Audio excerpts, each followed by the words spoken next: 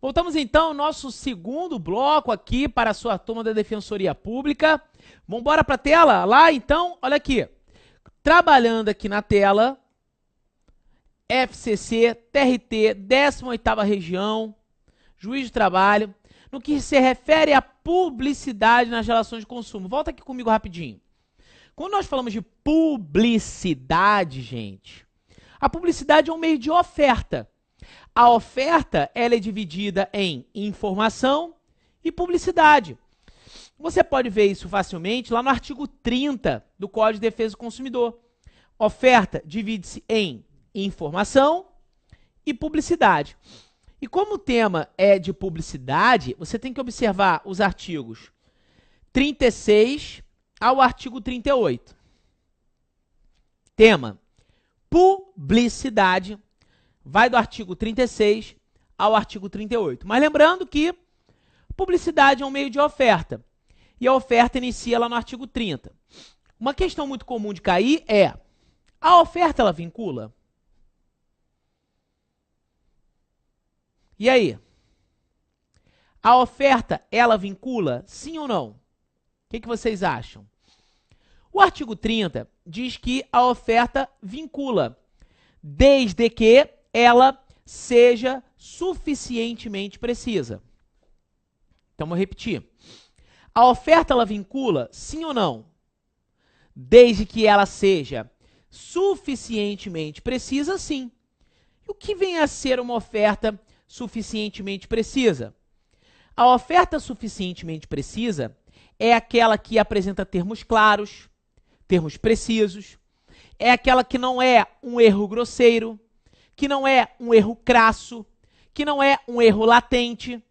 A oferta suficientemente precisa é aquela que não é um exagero publicitário. Se ela não for um erro crasso, grosseiro, latente, se ela não for um exagero publicitário, ela é suficientemente precisa. Ponto final. Ok? Ela será suficientemente precisa e ponto final. Então aqui é preciso você lembrar que a oferta pode se dividir em informação e publicidade. Outra situação, futuro defensor público muito comum de cair é: e se a oferta, sendo ela suficientemente precisa, se ela não for cumprida? Aí você tem que se atentar na cumulação do artigo 30 com o artigo 35. Porque o artigo 35 te apresenta ferramentas em caso, por exemplo, do descumprimento da oferta.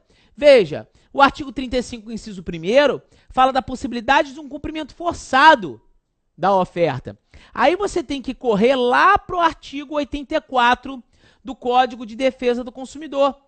Cumulado com o artigo 35, a parte pode entrar com uma ação de obrigação de fazer do cumprimento forçado daquela oferta, daquela publicidade, que, por exemplo, foi uma publicidade suficientemente precisa. Nessa questão do TRT, que fala de direito do consumidor, olha lá, no que se refere à publicidade, nas relações de consumo, considere, tá? A publicidade enganosa poderá ocorrer comissivamente ou por omissão.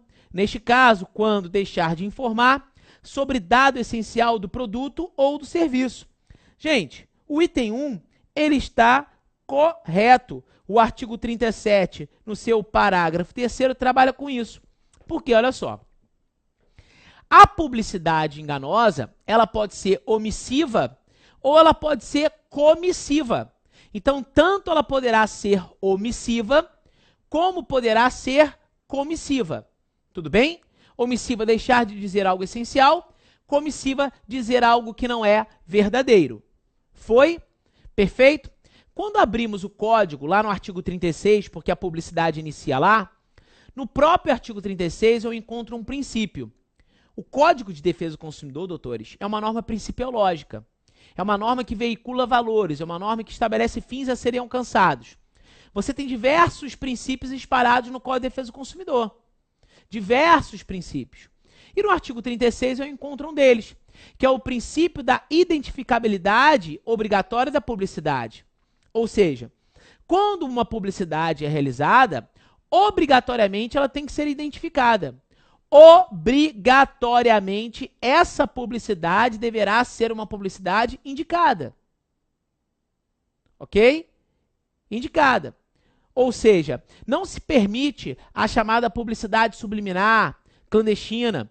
Isso é muito comum e até cito esse exemplo sempre. O canal SBT, ele faz publicidade clandestina, subliminar, com Jequiti Cosméticos. Tá passando um filme, tá passando um programa lá do tio Silvio, do Silvio Santos. Aí em milésimos de segundo, assim, Jequiti e sai.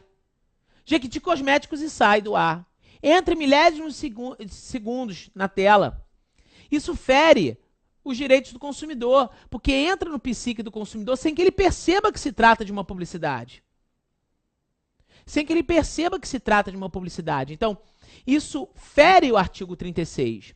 Já no artigo 37, eu tenho um conceito do que é uma publicidade enganosa, no 37, parágrafo 1º, e o que vem a ser uma publicidade abusiva, no 37, parágrafo 2º. Tá? No 37, parágrafo 2º. Publicidade enganosa no 37, parágrafo 1º, publicidade abusiva no 37, parágrafo 2º. É necessário destacar, é necessário prever, é necessário mencionar para todos vocês, tá? Que ainda temos o artigo 38, que fala da inversão do ônus da prova na publicidade. Nesse artigo 38, a gente observa a chamada inversão opelegis, que é aquela que não ocorre análise do critério subjetivo do julgador. Repito, a inversão opelegis é aquela em que não ocorre análise do critério subjetivo do julgador. É aquela que não ocorre análise do critério subjetivo do julgador. Ou seja, o juiz tem que inverter o ônus da prova. Como diz a lei, o ônus da prova é daquele que patrocina, artigo 38. Cuidado lá no artigo 37, que eu mencionei há pouco tempo, da publicidade enganosa e publicidade abusiva, que a banca costuma mexer nos conceitos, dizer o que é enganoso e na verdade é abusiva, dizer que é abusiva e na verdade é enganosa. Então você tem que ficar atento, na verdade você tem que decorar o 37 no parágrafo 1º e parágrafo 2º, tem que decorar, tá? Vamos lá para a tela? Comigo aqui, 37, parágrafo 3º, a publicidade enganosa poderá ocorrer comissivamente ou por omissão, neste caso, quando deixar de informar sobre dado essencial do produto. Vamos ver o resto? O ônus da veracidade da prova e correção publicitária, de informação ou comunicação publicitária, cabe a quem patrocina. O rol que detalha as hipóteses de publicidade abusiva é taxativo e não elucidativo. Trata-se daquela discriminatória de qualquer natureza a que incite a violência, explore o medo ou a superstição. Se aproveite das deficiências de julgamento, experiência da criança, de respeito a valores ambientais ou que seja capaz de induzir o consumidor a se comportar de forma prejudicial ou perigosa à sua saúde ou segurança, ok? Ou à sua saúde ou segurança. Então, aqui é importante destacar para vocês, tá? Essa situaçãozinha. E aí, será que tem mais? Ah, tá perguntando, o que está apenas correto, tá? O que está apenas correto? A de número 2 diz, o ônus da veracidade e correção da informação ou comunicação publicitária cabe a quem as patrocina. A primeira diz, a publicidade enganosa poderá ocorrer comissivamente ou por omissão. Neste caso, quando deixar de dizer algo essencial do produto ou do serviço. A 1 está correta? Tá, o artigo 37, parágrafo 3º diz isso. A 12 está correta? Também, 38. Então, vamos ver aqui, a 1 e a 2 são as corretas. A 1 e a 2 estão acertadas. Tudo bem? Beleza? Então, correto está aí a letra C. Tudo bem? Correto está a letra C. Show de bola? Vamos para mais uma? Vem aqui comigo. A questão da FCC, olha aí na tela, 5ª região, TRF, analista judiciário diz, Cibele das Flores comprou em uma loja de departamento uma máquina fotográfica, uma caixa de bombons, um pijama e uma TV de LCD de 42 polegadas. De acordo com o Código de Defesa do Consumidor, o direito de Cibele reclamar pelos vícios aparentes ou de fácil constatação caducará contado da efetiva entrega do produto no prazo de. Nós temos aqui a situação daqui, de se tratar de uma situação que ela comprou em uma loja, uma máquina fotográfica, uma caixa de bombons, um pijama e uma televisão de 42 polegadas. De acordo com a Defesa do Consumidor, para reclamar do vício aparente ou de fácil constatação, de acordo com o CDC, o direito de reclamar de Cibele para os vícios aparentes ou de fácil constatação caducará contado o prazo da entrega efetiva no prazo de o quê? 30 dias para a caixa de bombons e de 90 dias para a máquina fotográfica, o pijama e a TV. Tá certo. Artigo 26, 26 do Código de Defesa do Consumidor, no inciso 1º e inciso 2º. Por quê?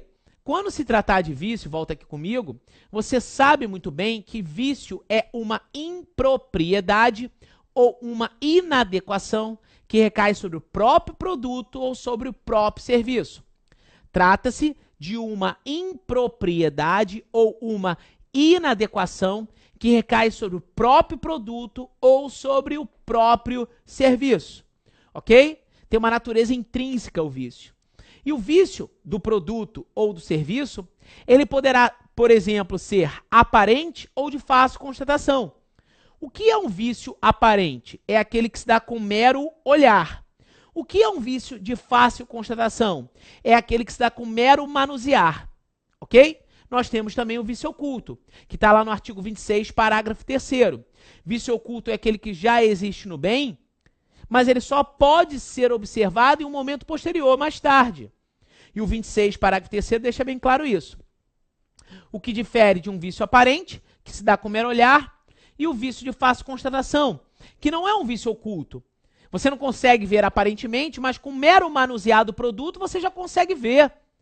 Você já consegue observar. Ok? Beleza? Futuro defensor aí. Então, atenção, o artigo 26 trabalha com isso. Deixa eu te dar uma dica para provas.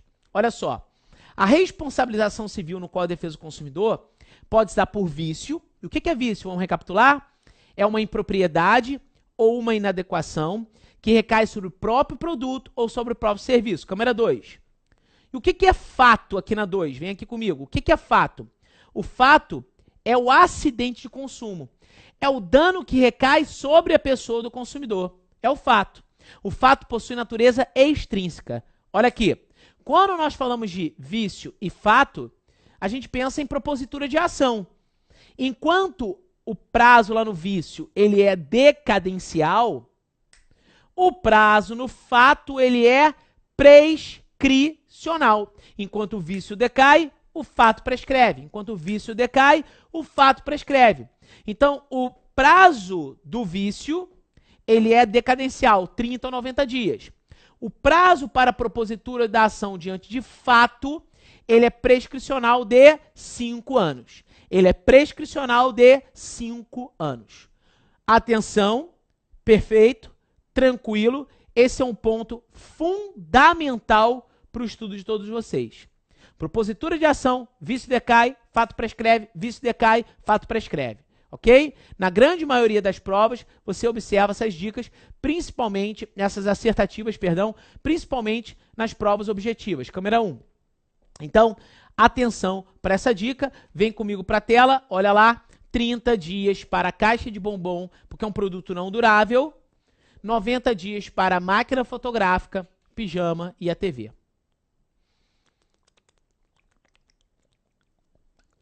Beber uma água aqui. E vamos seguir, né? Questão tranquila. Tranquila. Tá? TRF, 5ª região. Também uma prova para analista judiciário. Modalidade FCC da sua banca aí. Tá? Vamos lá? O que isso quer dizer aqui? No tocante aos conceitos de consumidor, opa, pode ser o consumidor padrão ou equiparado, não é isso? O fornecedor, então, aqui, ó, padrão segundo caput, equiparado segundo parágrafo único, 17 e 29. Anotem aí, depois eu vou explicar, tá? Eu tenho consumidor padrão, também chamado de consumidor stricto sensu, consumidor padrão, ou também chamado de stricto sensu.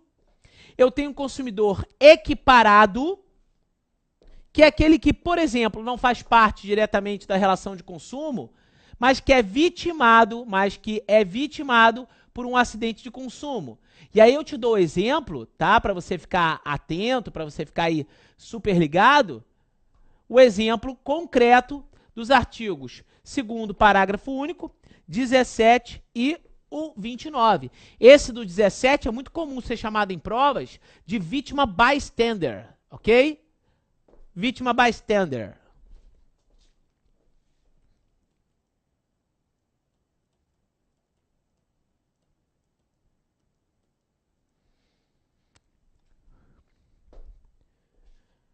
Ok? Beleza? Então esse é um ponto aí legal para o estudo de vocês.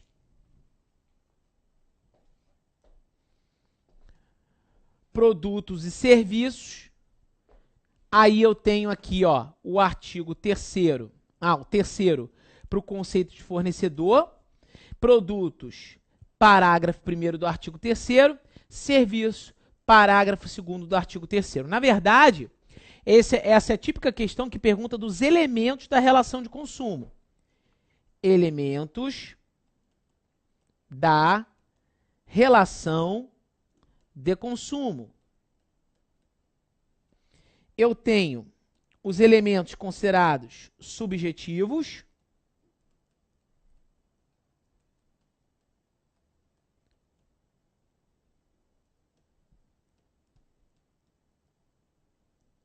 e os objetivos.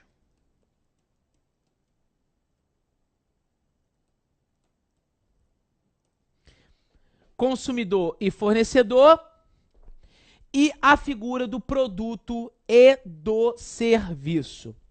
E a figura do produto e do serviço. Tudo bem, gente? Beleza?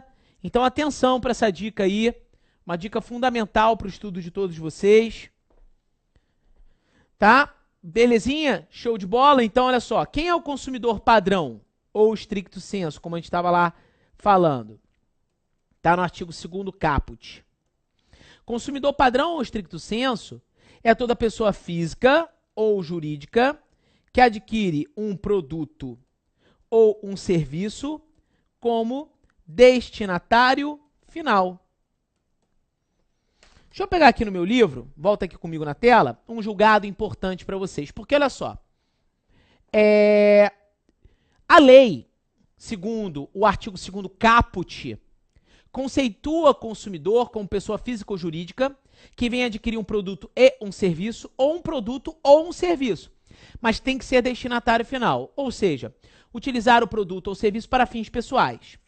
Há um recurso especial que é trabalho de casa para vocês aí. Deixa eu pegar aqui no livro. O livro que eu estou usando é o que eu indiquei, tá? Direito do Consumidor para Concursos, Editora Saraiva. Essa aqui é a 2ª edição, tá? Um livro da minha autoria, do professor Gustavo Nogueira. Grande amigo meu, processualista, promotor de justiça no Rio de Janeiro. Deixa eu abrir aqui esse julgado para vocês pesquisarem. Um julgado que vai ajudar muito vocês. Olha, anotem aí.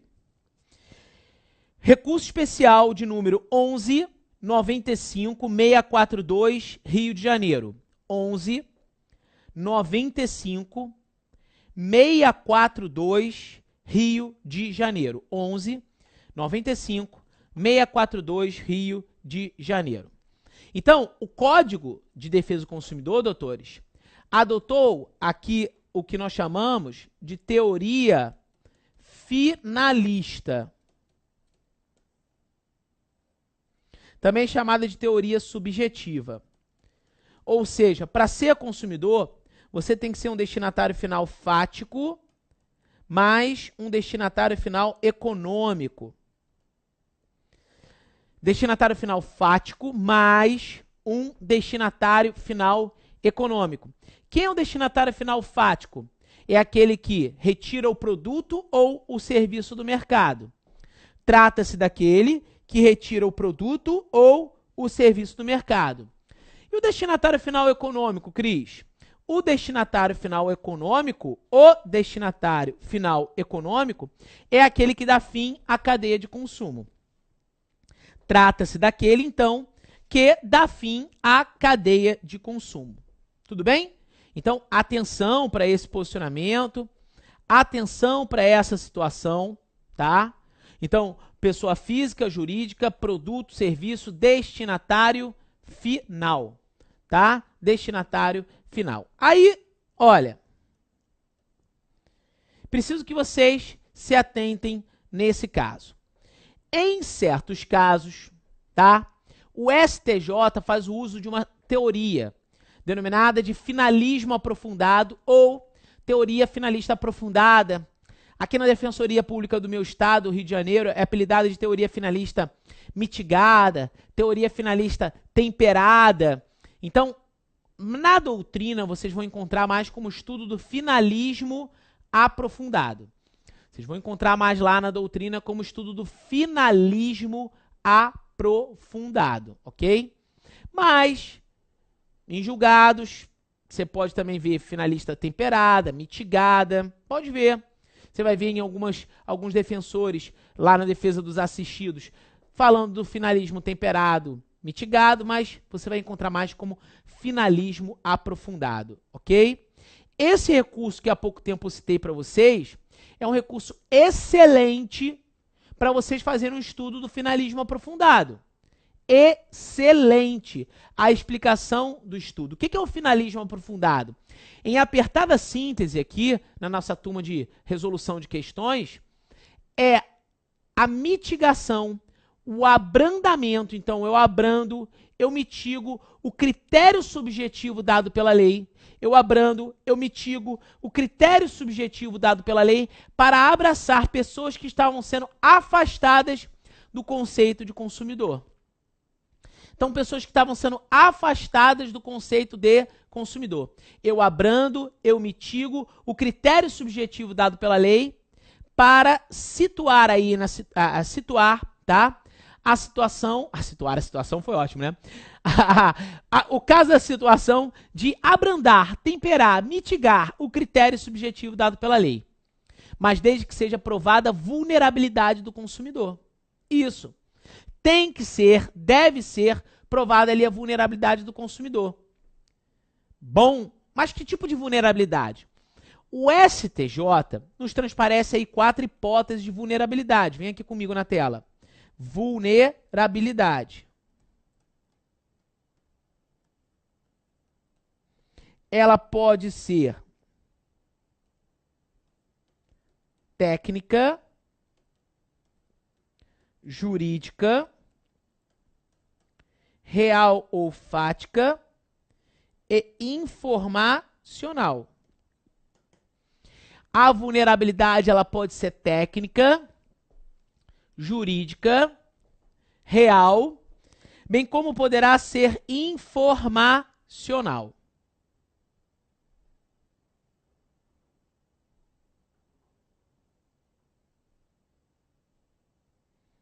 Tudo bem?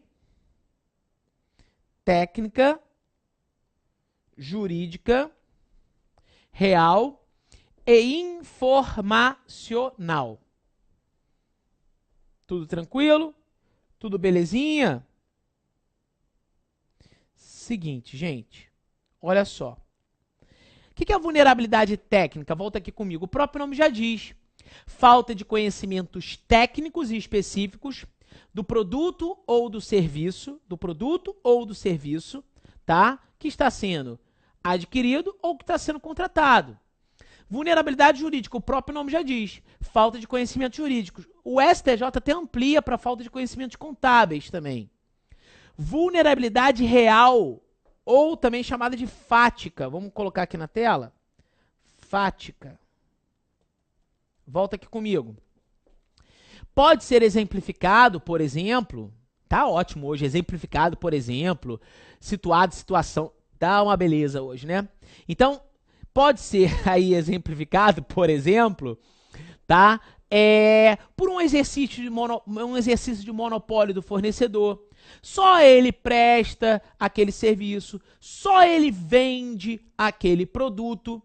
Aí o consumidor, ele fica de mãos atadas, mãos amarradas frente àquele fornecedor. E a vulnerabilidade, ela informacional também, galera. O que é a vulnerabilidade informacional? A vulnerabilidade informacional é aquela espécie, hipótese de vulnerabilidade em que observamos, tá? Infelizmente, nós consumidores que somos vitimados por essas ocorrências, observamos a falta de informação adequada e precisa. A gente contrata um produto, não tem a informação adequada, contrata um serviço, adquire um produto, não tem informação adequada, contrata um serviço, não tem informação adequada. Então, existem essas hipóteses, segundo o STJ, de hipóteses de vulnerabilidade. Aqui na tela, então, você tem comigo o que estudamos de consumidor. O fornecedor tem um conceito no artigo 3º. Toda pessoa física, jurídica, pública, privada, nacional ou estrangeira, bem como os entes despersonalizados.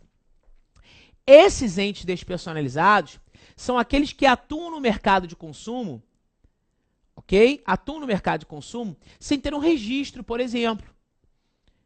É aquele cara que compra e vende veículos com habitualidade, sem ter uma loja, sem ter um estabelecimento, sem ter um registro.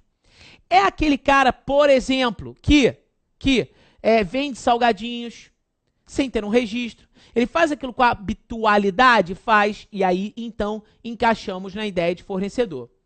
Mas antes, eu tenho que falar do consumidor por equiparação, que é aquele cara vitimado por um acidente de consumo, sem ter uma relação direta, por exemplo. Vamos lá. Apontamento, um caso muito levado para as defensorias. De repente você vai ter um assistido lá, que vai, ô doutor, o meu nome tá sujo, negativado, tá lá no SPC, e eu não tenho conta corrente naquele banco. Eu não tenho conta corrente naquele banco, doutor. Nesse caso, gente, muita atenção. Nesse caso, em abertura de conta corrente fraudulenta, há um entendimento, inclusive sumulado, súmula 479 do STJ, que a instituição financeira responde objetivamente pela abertura de conta corrente fraudulenta frente ao cara que teve o nome negativado. Esse cara que teve o nome negativado, ele será um consumidor por equiparação do artigo 17, por exemplo. Ele não abriu a conta corrente ali na instituição financeira, mas foi vitimado por aquela instituição. Ah, Cris, mas a instituição não pode falar que foi um caso de um estelionatário, um fato terceiro? Pode falar até tudo, mas a jurisprudência é bem clara, é um caso fortuito interno. O que é isso? Você sabe muito bem que caso fortuito trabalha com imprevisibilidade. E, em regra, o caso fortuito é uma hipótese de rompimento do nexo causal, e aí o afastamento da responsabilidade civil. Mas o caso fortuito, ele divide-se em fortuito interno e fortuito externo. Fortuito interno é uma causa conexa com a atividade desenvolvida. E fortuito externo é uma causa desconexa com a atividade desenvolvida. Desconexa. Fortuito interno conexo, fortuito externo desconexo. Nesse caso de fortuito externo, há exclusão da responsabilidade. Se for fortuito interno, ou seja, uma causa conexa com a atividade desenvolvida, não há de se falar de exclusão da responsabilidade. Não há de se falar de exclusão da responsabilidade. Tudo bem, doutores e doutoras? Muita atenção para esse tópico da matéria, tá? O Código de Defesa do Consumidor é uma norma de ordem pública, é uma lei de função social, é uma lei de interesse social. E se é uma lei de interesse social, se preocupa com o interesse dos particulares e da coletividade. E aí percebam que o Código de Defesa do Consumidor também equipara consumidores à coletividade de pessoas. Artigo 2º, parágrafo único. Mas isso a gente continua no nosso próximo bloco.